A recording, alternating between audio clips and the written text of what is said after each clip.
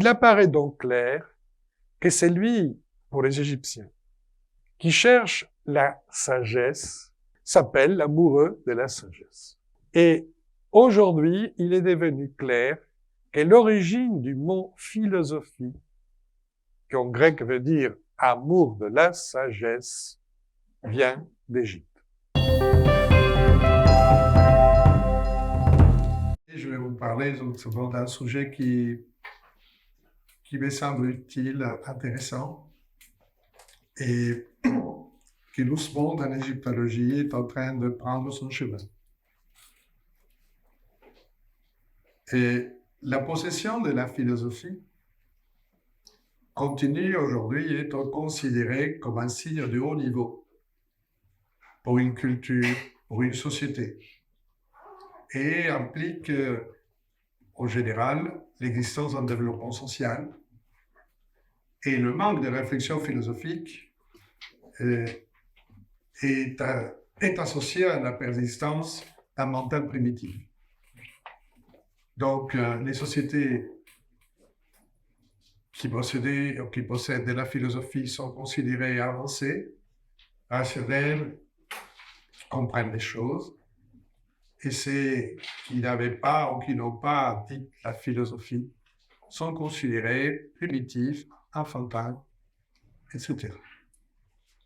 C'était le premier point que je voulais clarifier, parce qu'effectivement, en Occident, nous avons créé une coupure très forte entre ce qu'il y avait ou pas de la philosophie. Évidemment, je vais toujours défendre la philosophie, ne vous inquiétez pas. Mais il se trouve que, effectivement, nous considérons que l'être humain rationnel est véritablement l'être humain culturel. Et au départ, lorsque l'Égypte va être découverte en tant que civilisation de culture, c'est-à-dire au 19e, la plupart des traductions qui se feront, ces textes égyptiens, seront considérés comme des écrits d'un peuple enfantin qui ne savait pas encore raisonner, qui parlait aux fables, un peu en poésie, et qui étrangement connaissait la géométrie pour faire des pyramides. Oui, c'est ça l'idée globale de l'Égypte au 19e et en bonne partie du début du 20e siècle. Il y a une quarantaine d'années, à peu près, et on serait mis à retraduire les textes égyptiens qui furent traduits à la fin du 19e et début du 20e. Partant d'une base, c'est d'essayer de ne pas les traduire avec nos idées, mais en essayant de les comprendre par rapport à leurs idées. Et on a redécouvert beaucoup de choses. Et il y a une quinzaine d'années, pas plus, des égyptologues ont reconsidéré la question de la pensée dite rationnelle en Égypte. C'est-à-dire, est-ce qu'ils pouvaient conceptualiser? Est-ce qu'ils pouvaient définir? Est-ce qu'ils pouvaient partir d'une hypothèse pour arriver à une conclusion? Est-ce qu'ils dépendaient simplement de mythes et de leur religion pour se faire une idée du monde? Ou est-ce qu'ils pouvaient penser autrement que par rapport à leur religion et leur mythologie? Là, je pose la question pour que vous compreniez de quoi on parle. Bon, mais comme vous le verrez, et avec les quelques exemples rapides, c'est une conférence, c'est pas un grand séminaire, il se trouve que, oui, ils étaient rationnels. Probablement, vous l'avez intuité, mais c'est intéressant de le comprendre. Et de comprendre jusqu'à quel point. Et de ça, on va discuter maintenant, justement.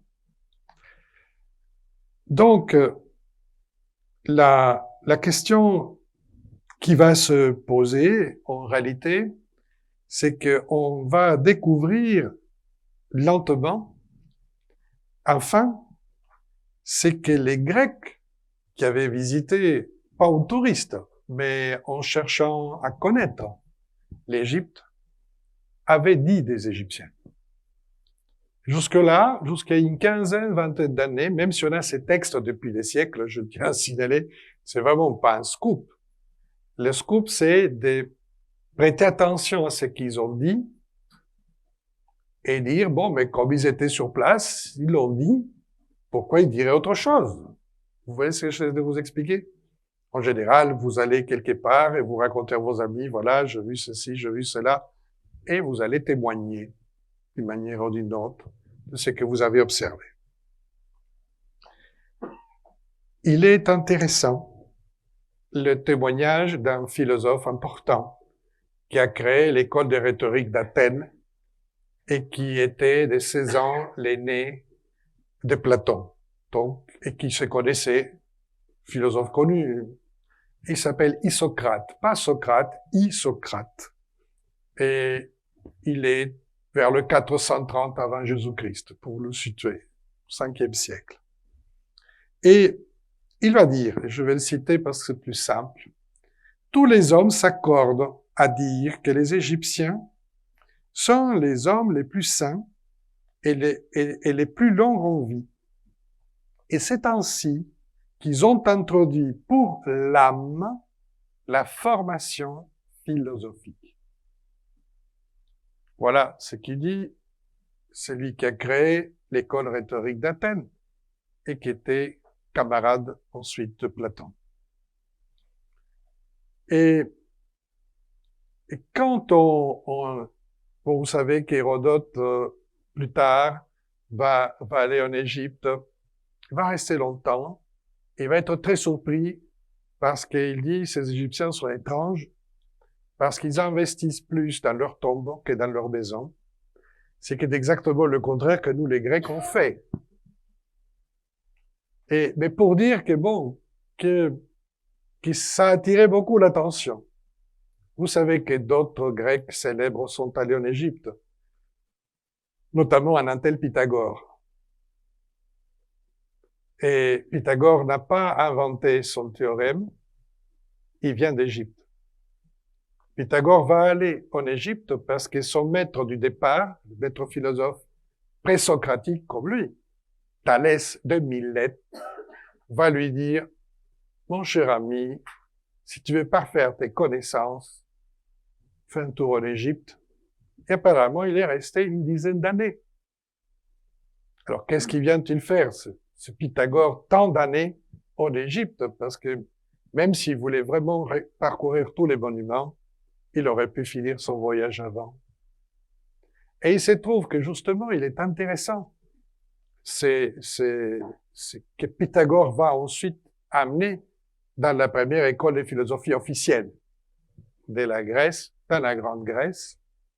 C'est d'une part son fameux théorème et l'importance des nombres et de la géométrie, qui sont des enseignements égyptiens que déjà Thalès de Milet avait déjà parcouru.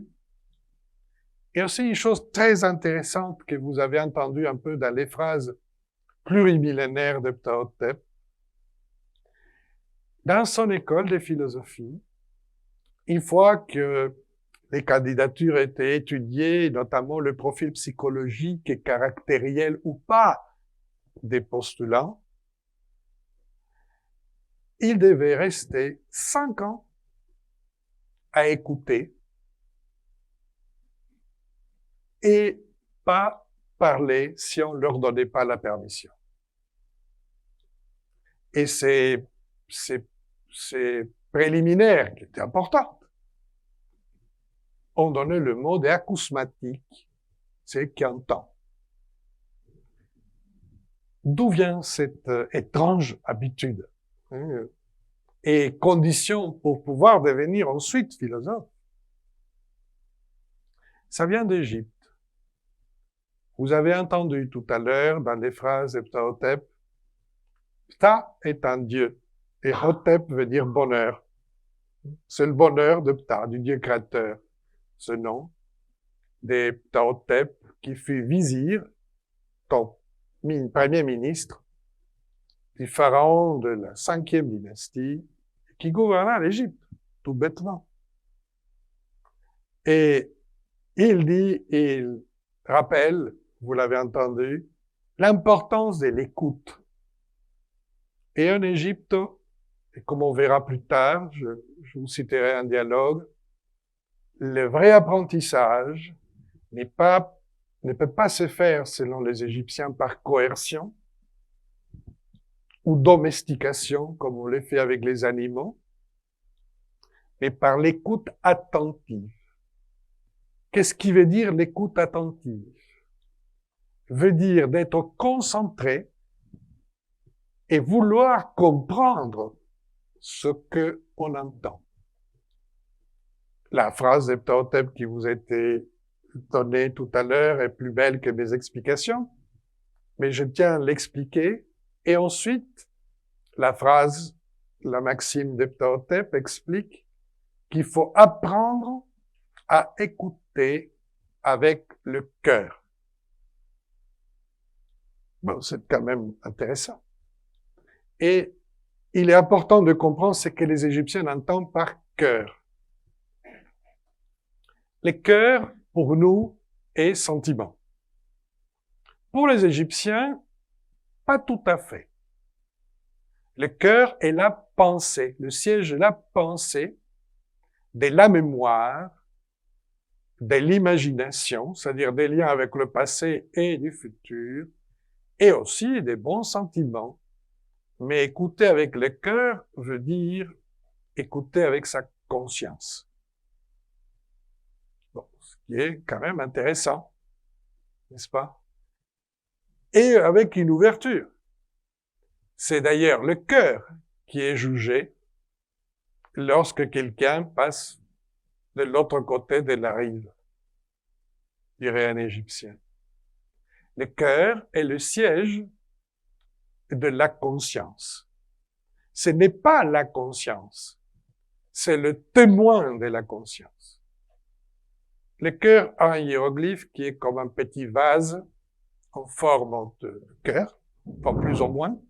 Pardon,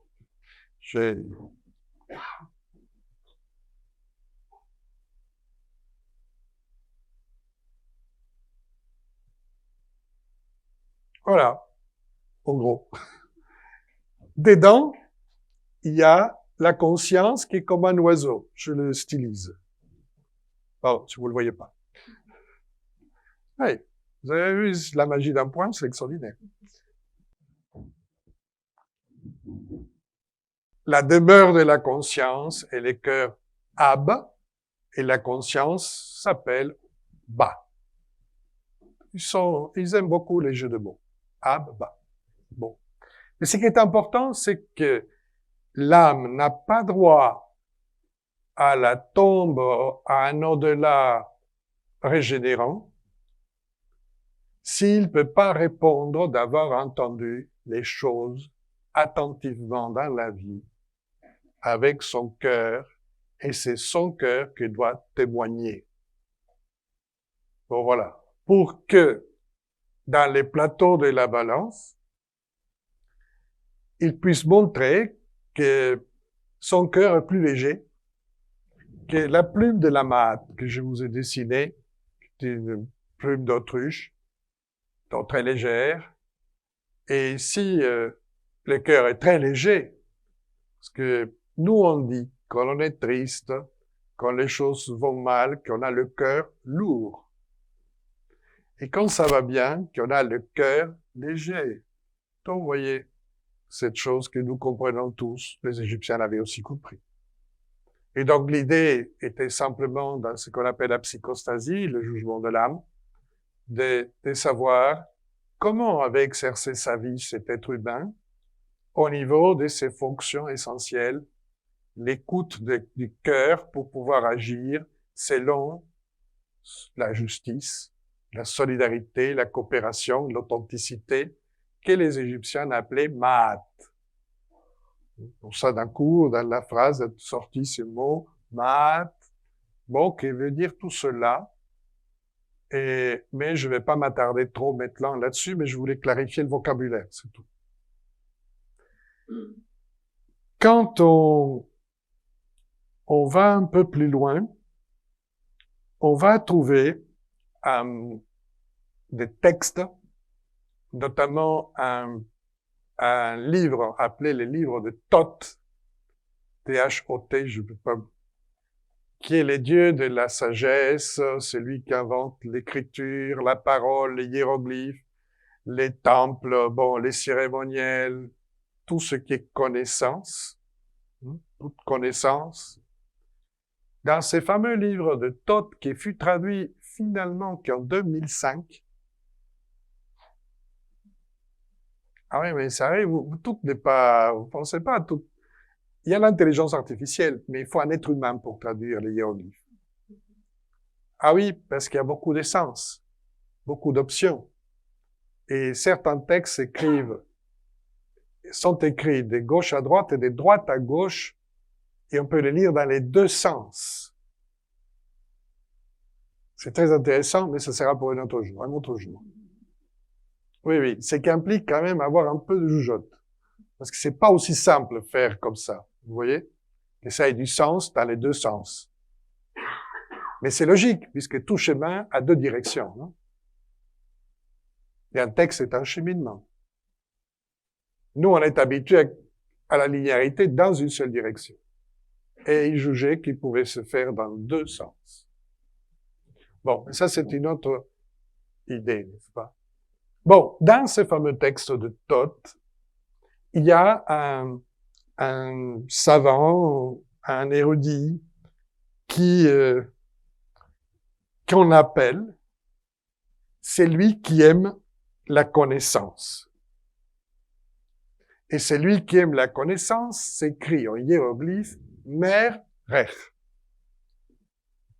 Mer et amour, rech et connaissance. Ce texte dont je viens de vous parler date du 1100 avant Jésus-Christ, l'époque de Ramsès, un peu plus tard de Ramsès.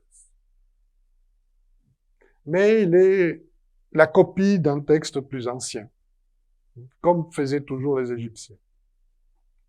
Il apparaît donc clair que c'est lui, pour les Égyptiens, qui cherche la sagesse, s'appelle l'amoureux de la sagesse. Et aujourd'hui, il est devenu clair que l'origine du mot philosophie, qui en grec veut dire amour de la sagesse, vient d'Égypte. Et que nos amis grecs, lorsqu'ils sont venus, on leur a parlé des mers rech.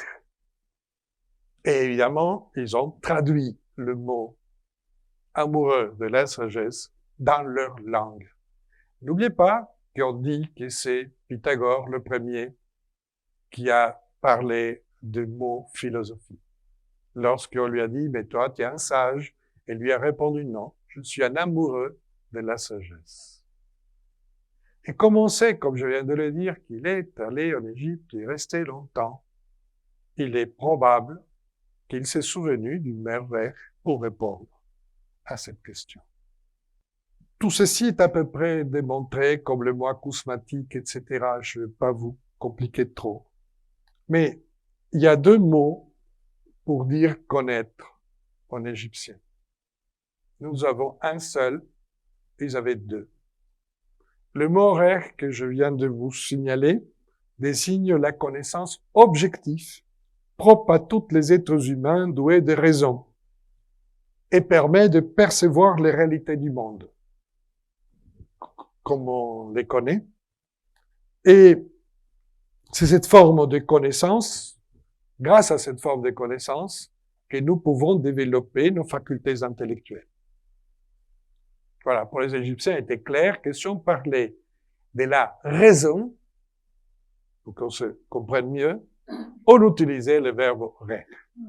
Donc, par conséquent, ils avaient identifié la fonction rationnelle par rapport à leurs facultés et leur manière d'apprendre.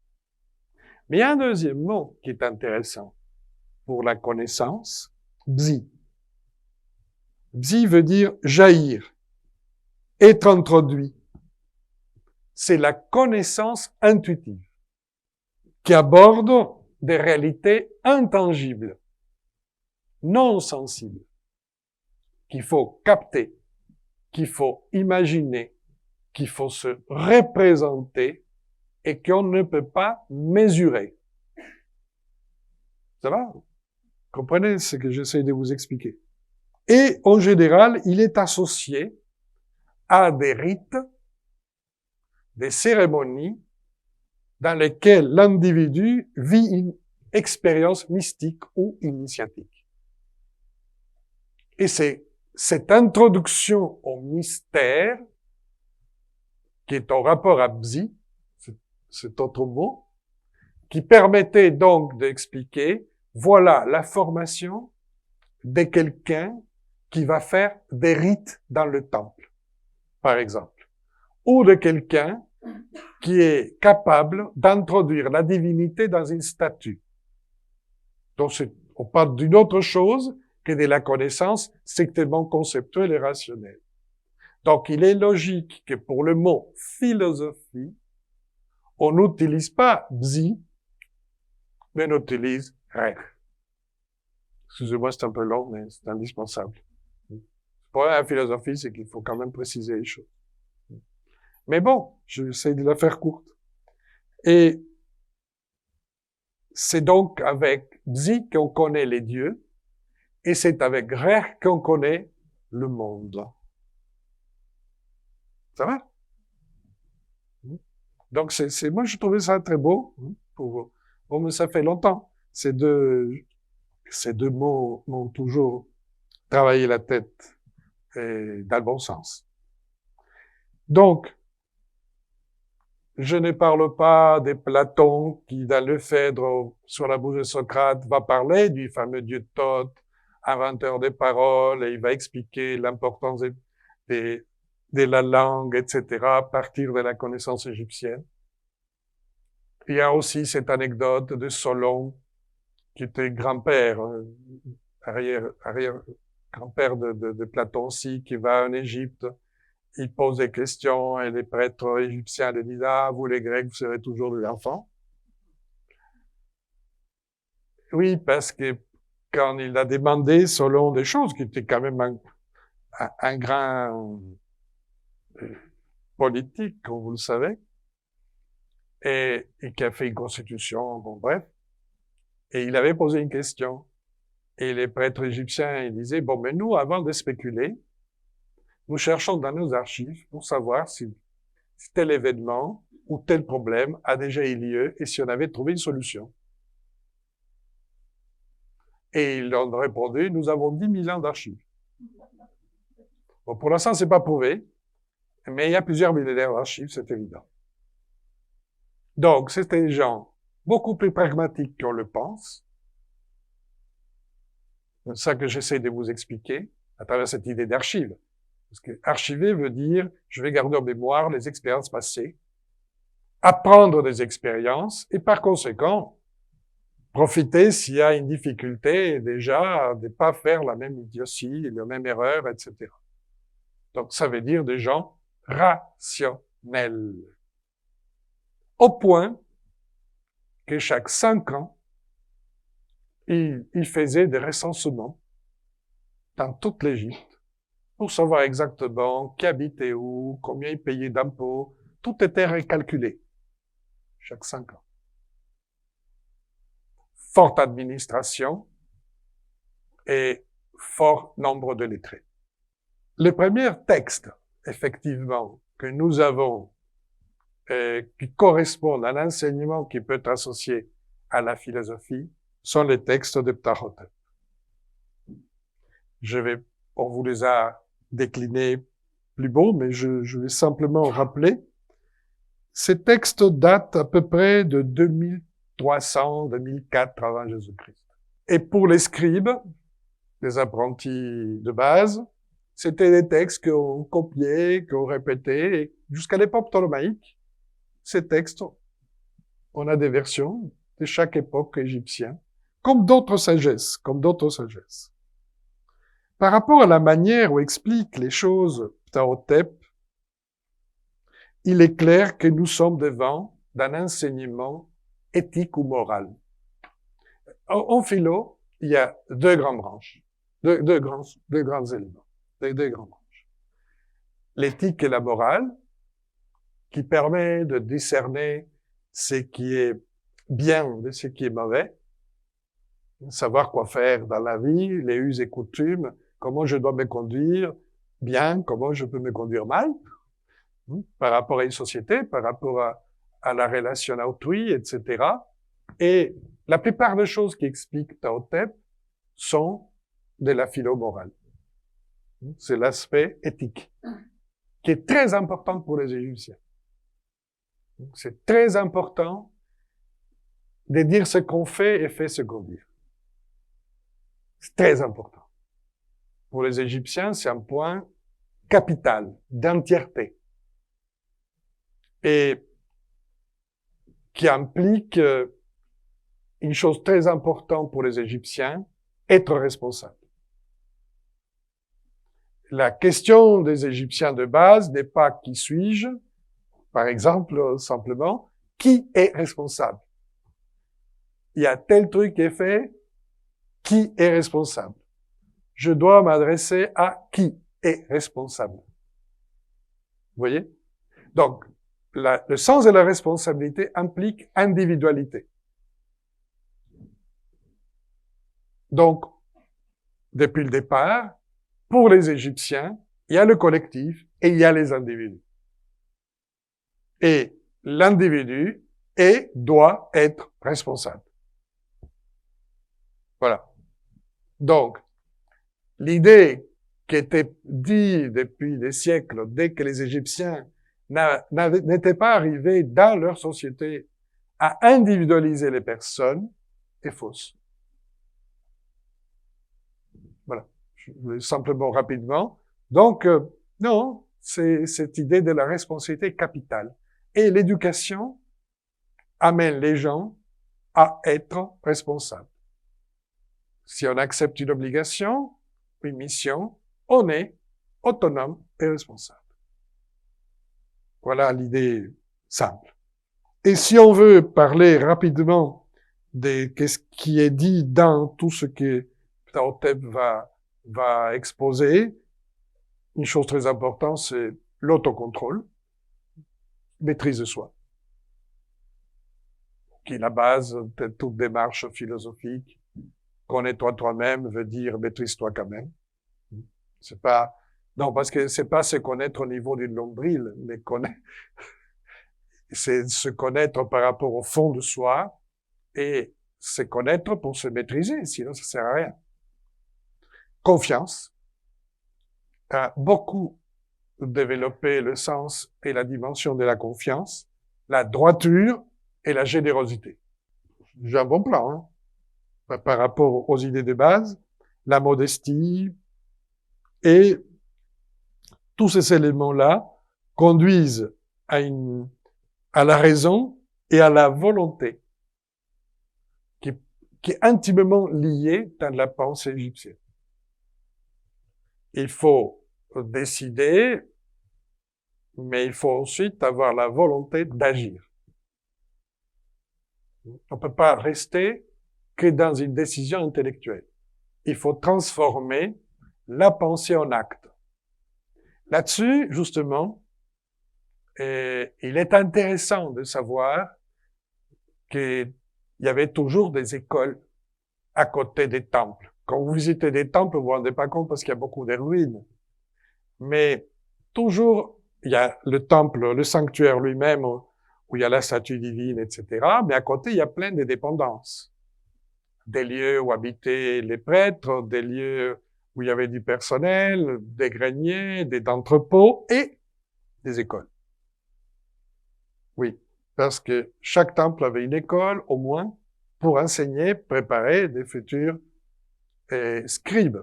Scribe est très général. Le mot scribe veut dire simplement la connaissance du baccalauréat de base, j'essaie de le traduire, c'est-à-dire savoir écrire, compter, raisonner, etc. Et ça, c'est le scribe de base, le lettré. Et ensuite, vous faites des spécialisations Donc, un médecin est d'abord scribe. Un militaire est d'abord scribe. Un architecte est d'abord scribe. Vous voyez? Et on peut avoir plusieurs spécialisations. Et on se trouve avec des gens qui avaient plusieurs métiers, plusieurs capacités des professions, ça ne leur gênait pas. Ces écoles s'appellent les maisons de vie. Per Ankh. Per maison, Ankh, vous avez entendu parler parce que c'est un symbole très connu, la croix égyptienne, qui représente la vie. Donc, une école est un endroit où on enseigne la vie. Et comment vivre. On enseigne la vie et comment vivre. C'est pour cela que les enseignements de Ptahhotep sont utiles. Parce qu'ils précisent comment vivre. C'est pas simplement comment est la vie. Il y a deux divinités qui président la maison de vie. Horus, qui représente la royauté, la capacité des gouvernements, et Thoth, qui représente la pensée qui aide, qui peut appliquer ce que la gouvernance en a besoin. On peut dire pensée et action aussi. Il se trouve qu'ils sont aussi associés à une autre divinité qui est Ptah, qui est une divinité intellectuelle. Il crée tout par la pensée. Et sa pensée s'appelle le cœur et la langue. Le cœur est la pensée, la langue est la parole qui permet d'incarner les choses en action. Donc, on est toujours devant cette idée d'unir pensée et action dans une idée de complémentarité et d'adaptation de l'une dans l'autre. Donc, on ne fait pas que penser, on ne fait pas qu'agir, et là vient l'autre grand mot indispensable pour la pensée égyptienne, on apprend à anticiper.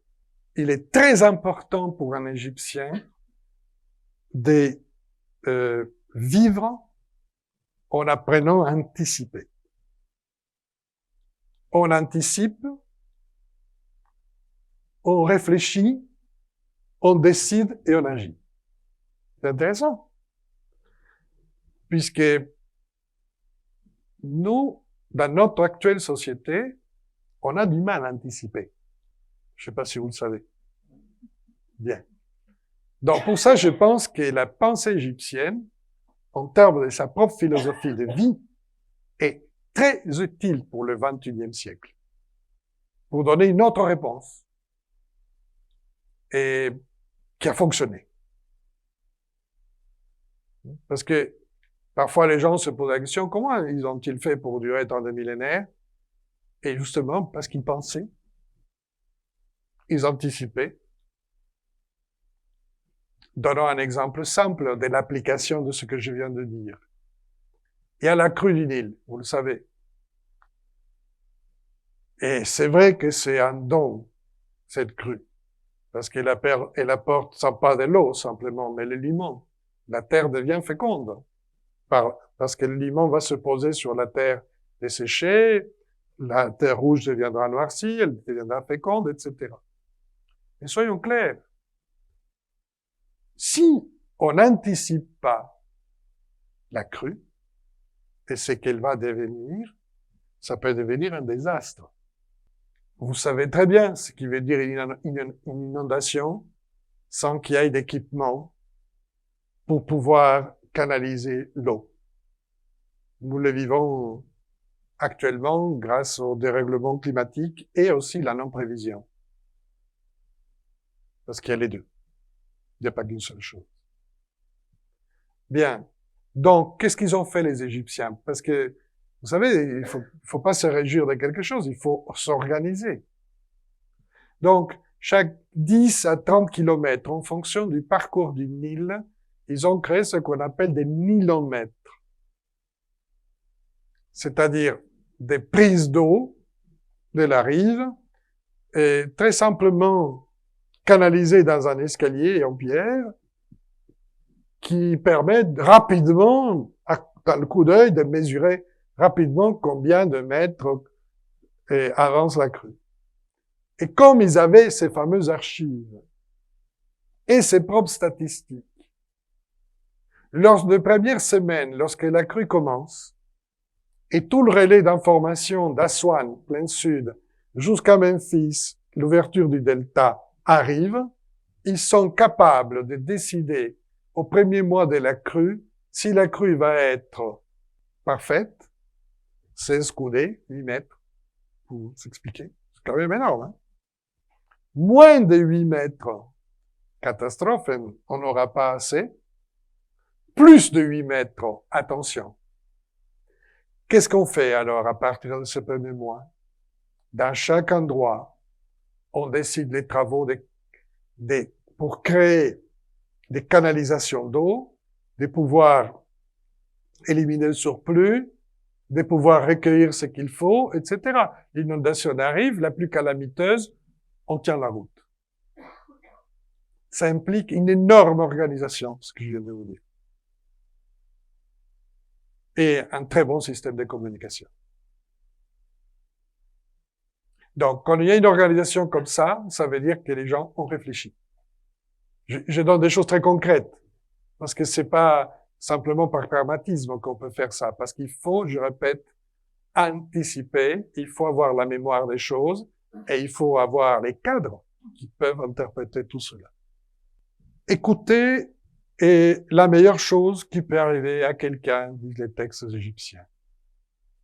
Et c'est le cœur qui permet à son propriétaire de les transformer en quelqu'un qui est capable de comprendre la vie.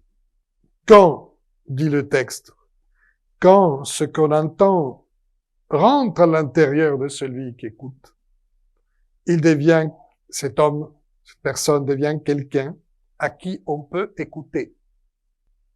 Ce qui donne une certaine pratique de l'écoute. Donc, il faut apprendre à obéir à l'écoute. Une des choses qui était terrible pour les Égyptiens, comme obstacle, ils disaient pour vivre la math, c'est-à-dire la justice, la vérité, c'était la surdité mentale. C'est très intéressant qu'ils ont utilisé le mot surdité mentale, pas sourd d'oreille. Non, mentale. Il entend parfaitement, mais il ne va rien comprendre. Ça vous est jamais arrivé de trouver un sourd mental? Il y en a. Voilà. Ils sont pas dans la maths. Et, comme l'explique un égyptologue allemand, Friedrich Jung, il dit, le fait d'écouter attentivement permet de saisir l'être de celui qui parle. Et se saisir de l'être permet de stimuler son propre être. Y avoir une relation de être à être. Plus simplement de âme à âme. Et pas simplement de mes goûts personnels par rapport à vos goûts personnels. Parce que l'être est autre chose que notre vision temporelle de nous-mêmes. Et je pense que c'est utile. Donc, perception de l'être, un effort de cognition cognitive pour comprendre l'être du monde. Et Ptahhotep dit que la vertu, on peut l'enseigner à qui peut écouter attentivement. Là, il y a énormément de dialogues, etc. Et sur qui peut être enseigné et comment peut-on enseigner. Donc, la préoccupation égyptienne est d'ordre pédagogique. Comment on fait pour enseigner à quelqu'un quelque chose? Et on peut dire donc simplement que l'art de l'écoute est le noyau de l'éducation, ou de la paideia tirée en grec, égyptien. Je sors de Ptahhotep, ancien empire, pyramide, à l'époque du Nouvel Empire, parce que il y a un texte, un enseignement, il y en a des dizaines d'enseignements. Je tiens à signaler, en Égypte, on a déjà traduit une vingtaine déjà, des personnalités, depuis l'époque des pyramides jusqu'à la fin de l'Égypte, qui ont transmis des enseignements. Mais il y a un texte qui est très utile par rapport à la question de la philosophie, qui est les enseignements d'un scribe encore, c'est toujours des lettrés qui vont le faire, qui s'appelle Ani. Ani est un nom très courant. Il y a un scribe Ani des très hauts rangs de la 18e dynastie qui a fait un extraordinaire papyrus du livre de mort qui est au British Museum. C'est pas lui. Non, je l'ai dit dans le cas où vous connaissiez déjà, c'est Ani, c'est pas lui. Ce qui ne veut pas dire qu'il était méchant, hein, mauvais. Il était très bon, mais c'est pas lui. Il est de la 18e. C'est un scribe plus modeste, moins haut au niveau de la hiérarchie, mais pas non plus trop bête, de la 19e dynastie, qui va écrire son texte d'enseignement à son fils. Parce qu'en général, c'est toujours pareil. Le modèle, c'est un père qui enseigne à son fils. Mais méfions-nous de ça, dans le bon sens. Dans le cas de Ptahhotep, Ptahhotep demande à Pharaon la permission d'avoir une canne. Ça veut dire quelqu'un sur lequel s'appuyer. Pas quelque chose sur lequel s'appuyer. Quelqu'un sur lequel s'appuyer. C'est-à-dire, est-ce que je peux transmettre mes connaissances à un disciple? Voilà ce qu'il est en train de demander à Pharaon. Pharaon dit, bien entendu. Et c'est comme ça qu'il écrit. Donc, il apparaît comme un fils, mais il ne l'est pas. En Égypte, il était naturel, y compris par rapport à la succession d'un pharaon, d'adopter quelqu'un qui n'était pas du tout de votre famille, mais que vous jugez apte à gouverner. Il y a les règles du sang, mais il y a aussi les règles de l'âme et de l'efficacité, qui cherchaient les Égyptiens à tout prix. Bon, je reviens. Ani va donner un enseignement à son fils, qui s'appelle Khonsu-Hotep, le bonheur de Khonsu, qui est encore un autre dieu, et il lui donne les règles du bon vivre. Ne sois pas avare pour remplir ton ventre, et n'oublie jamais les gens avec lesquels tu t'es engagé, cette idée de la responsabilité. La responsabilité et la confiance permettent la dépendance mutuelle, la solidarité, etc. Bon, jusque-là, c'est à peu près comme d'habitude. Mais, vers la fin, dernier quart de cet ouvrage, apparaît ce qu'on appelle un dialogue philosophique. Parce que vous le savez, Platon a écrit sur la forme des dialogues, s'inspirant de Socrate. Et cette forme a marqué à tout jamais la philosophie grecque. Pas simplement par le fait d'écrire en dialogue, mais surtout parce que le philosophe dialogue. C'est-à-dire, il échange, il critique, mais sans non plus être violent. Il est obligé de prouver ce qu'il dit, il est obligé de soutenir ses pensées, il doit accepter quand quelqu'un d'autre lui donne une pensée qui peut-être change la sienne. C'est un vrai dialogue, c'est pas des conversations en parallèle. Nous, on est habitués à la télé ou à la radio à des dialogues qui ne sont pas. La personne a son idée, l'autre a son idée, et ce sont des discours parallèles. Ça se croise jamais. Mais un dialogue implique la relation entre deux intelligences. Une relation entre deux intelligences qui sont décidées ensemble d'attendre une vérité qui peut être au-delà de leur propre vérité. Donc, pour initier un dialogue en philosophie grecque, il fallait déjà accepter de dire où veux-tu aller, vers où on va, qu'est-ce qu'on veut comprendre, qu'est-ce qu'on veut attendre, et on accepte une règle de jeu qui est quand même capitale, peut-être ce qu'on va trouver n'est pas ce qu'on pense. Ah oui. Parce qu'en général, quand les gens commencent à discuter, je connais déjà, vous savez, j'ai déjà vieilli pas mal, donc j'ai une forte expérience, la plupart des gens, ce qu'ils veulent, c'est imposer ce qu'ils pensent. Et ils veulent pas écouter ce qu'ils pense l'autre. Bien sûr, ici, ça change tout, hein. Mais, bon, plus ou moins. Oui, oui, oui, c'est comme ça. C'est la nature humaine. Donc, c'est pour ça que j'ai dit, c'est pas aussi simple de faire un dialogue philosophique.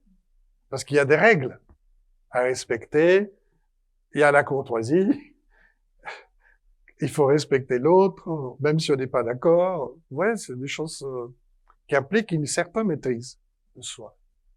Il commence à parler donc à son fils de cette importance de bien suivre les enseignements de son père et de la tradition, etc. Et son fils, d'un coup, n'est pas d'accord avec son papa. Là commence le dialogue. Oui, parce qu'en général, dans les textes, celui qui reçoit l'enseignement est vraiment très fier de recevoir l'enseignement. Mais là, non. Là, le fils dit, ah, je vais vous le lire parce que c'est intéressant ce qu'il dit le fils. Ah, si j'étais aussi sage que toi, alors j'agirais selon tes enseignements. Et on pourrait donc mettre le fils à la place du père. La transmission. Mais chacun est attiré selon sa propre disposition. Toi, tu es un homme, un maître sublime dans ton effort. Tes paroles sont excellentes. Moi, je comprends peu. Et parfois, je me limite tout simplement à réciter par cœur ce que disent les livres. Quand, en fait, tes mots, tes enseignements viennent de ton propre intérieur, alors ton cœur est préparé pour l'accepter. Mais si le cœur n'est pas préparé, il peut pas accepter ni comprendre. Le fils n'est pas aussi bête qu'il a l'air. De toute façon, c'est le papa qui est en train de tout écrire. Hein. Donc c'est intéressant, parce qu'il se met en question lui. Vous voyez? Lui-même s'écrit quelque chose où il se met en question. Et donc le fils exprime sa disposition, son désir d'exposer sa propre pensée. Et là, nous sommes devant un dialogue. Et le père, en continuant le dialogue, Annie considère que les plaintes de son fils sont erronées, sont pas justes. Et il lui dit, tu te trompes. Et il lui dit quelque chose de très intéressant. Rappelle-toi, avec un animal, si avec un animal, on peut le faire obéir et comprendre des choses, comment tu pourrais pas, toi, être humain, ne pas faire mieux qu'un animal? Alors le fils lui dit que ça, c'est de la domestication. Ah ouais, je trouve ça génial. Et qu'il ne veut pas être domestiqué. Et qu'il ne peut pas accepter d'être traité en mieux qu'un animal, mais ni pouvoir dire je fais comme les animaux, je suis obéissant comme eux. Et il lui dit, le fils, attention, n'emploie pas ton pouvoir de cette manière et ne m'oblige pas à ta forme d'être. Et il ose quand même tenir tête. Hein. Comme quoi, les problèmes de génération, vous voyez, n'ont pas attendu notre époque. C'est universel. C'est aussi vieux que le monde. Donc même dans une société traditionnelle comme l'Égypte, on se trouve devant la même situation. Et c'est très, très rassurant, non? C'est-à-dire, ils étaient des êtres humains, comme nous. L'instruction dépend en dernière instance de la volonté du cœur. Et par conséquent, ceci est une question de cœur. Et le Fils dit qu'il y a d'autres chemins possibles pour comprendre, pour faire, etc. Donc là, on se trouve devant, au niveau philosophique, devant l'individu, un autre individu, quelqu'un qui est pas d'accord, qui exprime sa propre individualité, qui exprime ses propres pensées, ses souhaits, et clairement, tranquillement. Et donc, nous sommes devant deux opinions qu'il faut entendre. Ce qui est très intéressant, une fois que tout ça est dit, c'est qu'Annie, pour conclure le dialogue, le père donc, dit à son fils, « Donne à ta mère le double de nourriture de ce qu'elle t'a donné. Protège-la comme elle t'a protégé. Elle a une charge lourde avec toi, mais elle n'a jamais dit « j'en ai marre de ce fils ». Donc, il change son fusil d'épaule et il introduit l'amour maternel et l'amour filial, vous comprenez, pour l'éducation. Et d'un coup, nous rentrons dans l'amour de, vous comprenez, notre amour de la connaissance, etc. La mère introduit une image qui contredit l'image d'Annie comme formateur ou dompteur, parce qu'une mère éduque son enfant avec amour. Et pas par un rapport de coaction. Et Annie explique le rôle d'abnégation et de solidarité d'une mère, en expliquant que ça serait la bonne manière d'enseigner et d'éduquer. Alors il dit à son fils, alors fais attention à tes enfants et éduque-les comme ta mère l'a fait avec toi. Et il dit à la fin, en fait, l'enfant a trouvé sa bouche pour dire « donnez-moi du pain ». Mais pour un Égyptien, ceci n'est pas simplement compris par « nourris-moi matériellement ». Ce geste veut dire « apprends-moi ». Ce geste que les gens interprètent à l'époque gréco-romaine comme le geste du silence n'est pas en Égypte pharaonique, et c'est le geste du silence. C'est le geste de l'enfant qui demande le sein à sa mère. C'est-à-dire qui demande d'être nourri physiquement et mentalement. Et il indique alors à Annie, avec ceci, que tout enfant a une ambition de connaissance. Et qu'il faut donc l'entendre pour comprendre de quelle connaissance il s'agit.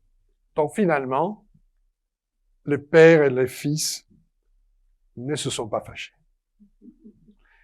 Et ils sont arrivés à une conclusion très intéressante. Je vous donne cet exemple de dialogue avant les dialogues socratiques, avant les dialogues de Platon et de beaucoup de siècles avant, presque 6 à 7 siècles avant. Donc la formule du dialogue existait déjà en Égypte. Et bon, je ne sais pas s'ils sont arrivés les Grecs ou comment ça s'est passé, mais c'est très intéressant de trouver cette convergence. Quelles sont les questions qui apparaissent dans ce dialogue? C'est quoi la moralité? Être moral. Est-ce qu'on peut apprendre la morale comme un langage? Ou peut-on l'imposer par la force? Ou c'est un don? C'est un cadeau de Dieu? Et est-ce qu'il est inhérent à la nature, à la disposition de chaque être humain? Est-ce qu'il est enraciné dans la nature, dans la disposition de chaque être humain? Y a-t-il des personnes bonnes et méchantes, moralement fortes et moralement faibles? Est-ce que l'être humain naît avec de la vertu? Oui, c'est une question forte. Hein?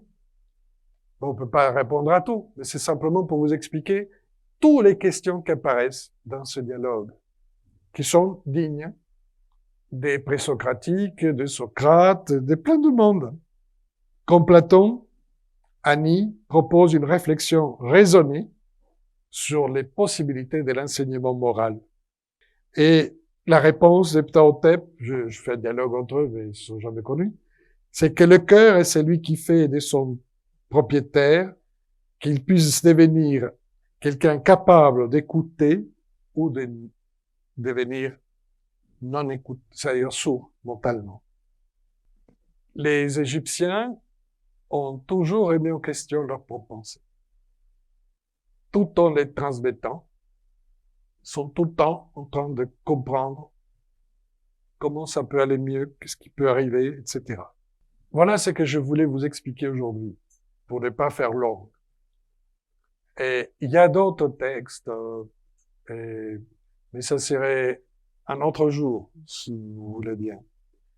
Il y a les textes de la pierre dite de Shabaka, n'inquiétez pas, c'est un texte de l'époque saïte, 700 avant Jésus-Christ. Pour vous le résumer tout simplement, qui explique comment les choses deviennent. La grande question de ce texte, c'est comment les choses viennent à l'existence. C'est pas mal, hein, comme réflexion. Donc, quand quelqu'un et la réponse n'est pas du tout dans les mythes. Le texte n'utilise pas la théologie des Ptah dans ces cas-là. Parce que, non, les choses viennent à l'existence parce que il y a, avant toute création, un moment avant la création. Avant que les choses soient. Avant que les choses soient, il y a le non-être. Voilà ce qu'explique la philosophie de ce texte. Avant que les présocratiques se posent la question au Parménide entre l'être et le non-être. C'est pour ça que je le signale. Il y a le non-être. Mais le non-être contient déjà, virtuellement, la pensée et l'action. Et les choses peuvent sortir du non-être lorsqu'apparaît une intention. S'il n'y a pas d'intention, donc s'il n'y a pas de finalité accompagnée d'une volonté, les choses ne peuvent pas sortir du non-être. Donc, ce qui est virtuel ou possible ne peut pas le devenir. Vous voulez arriver à quelque chose, vous devez exprimer vos intentions. Et vous devez leur donner votre force, votre détermination, votre volonté. Les choses ne sont pas encore. Non-être encore. Par quoi je dis non-être encore? Parce qu'un jour, si l'intention est bonne, de l'intention, la pensée définira une forme. Ça peut être un plan, ça peut être un dessin, ça peut être une idée. Idée veut dire forme en grec. Et de la forme, alimentée par la parole, donc par l'action, les choses qui n'étaient pas le seront. Vous voyez, c'est assez précis. Donc, je viens de résumer, mais c'est intéressant que ces textes qui est un anaximandre présocratique de Ioni aurait pu définir quelques siècles après, enfin ils l'ont fait, et existent déjà. Voilà. Donc, mon conseil, il faut définir vos intentions pour sortir du néant. Quand un individu n'a pas ses intentions claires, il ne peut pas donner du sens, donc il ne peut pas donner une direction, et alors l'être ne peut pas exister. Il ne peut pas se mettre en marche. Et l'intention implique anticipation. Oui. Le monde de la débrouille est bien, mais pas suffisante. Oui, je suis désolé. Je sais que vous êtes habitués à ça, mais c'est pas une condition suffisante. Voilà, chers amis, merci de m'avoir écouté et c'est fini.